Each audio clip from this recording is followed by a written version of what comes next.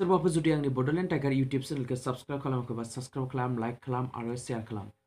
दिनैनि भिडिअ'आ जाबाय सासे बर'नि साबसिन मिउजिक डाइरेक्टरनि बागै आं नोंथांमोननो बुंगोन। बिथांनि मुङा मा, बिथाङा बेसेबां मेथाइआव मिउजिक होखो बेनि बागै आं बुंगोन।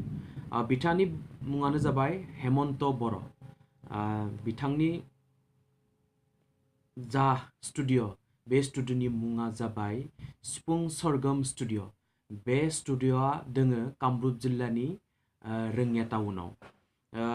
rangiya जंसननिफ्राय अर्थात rangiya स्टेशननिफ्राय सानजा खोला खनायाव rangiya स्टेशननिफ्राय प्राय 200 मिटार जागोन आरो rangiya नेशनेल हाइवेनिफ्राय साहा साइडथिं एटलिस्ट 100 मिटारल' जागोन। बेयावनो बिथांनि स्टुडिअ'। बिथांनि स्टुडिअ'नि मुङानो जाबाय सिफुं सwargom स्टुडिअ'।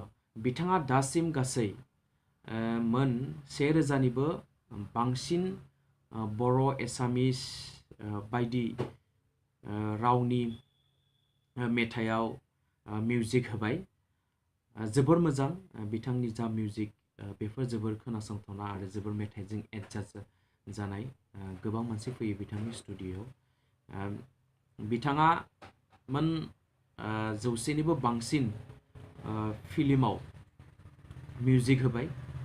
बेनिखायनो जोबोर सासे मोजां मिउजिक डाइरेक्टर होननानै जोङो बुंनो हागोन। सोरबाफोर जुदि मेथाइ रेकर्डिं खालामनोब्ला, केसेट दिहुनोब्ला बिथांनि स्टुडिअ'आव थांनानै मेथाइ रोजाबनो हागोन। बिथाङा गोबां रां लाया, खम राङावनो मेथाइ बानायनानै हरो। बिथांनि जा मबाइल नाम्बार, बे मबाइल नाम्बारखौ आं नोंथांमोननो बुंनो नागिरदों। बे जाबाय 9641450996।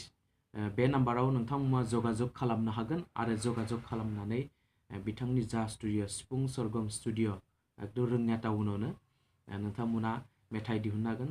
सासे बर'नि दावगाफुनाय मिउजिक डाइरेक्टर आरो बिथांखौ जोङो गोजौ थाखोआव दैखांलांहोनो थाखाय जोंनि बर' माहारिनि जोबोर गोनांथि। बेनिखायनो आं गुरै खावलायो नोंथांमोना जायखिजाया समाव बिथांनि जा कन्टेक्ट नाम्बार आं बुंबाय, बे कन्टेक्ट नाम्बाराव कल खालामनानै बिथांखौ कन्टेक्ट खालामनो हागोन आरो केसेट बानायनो हागोन। गोजोन्थों।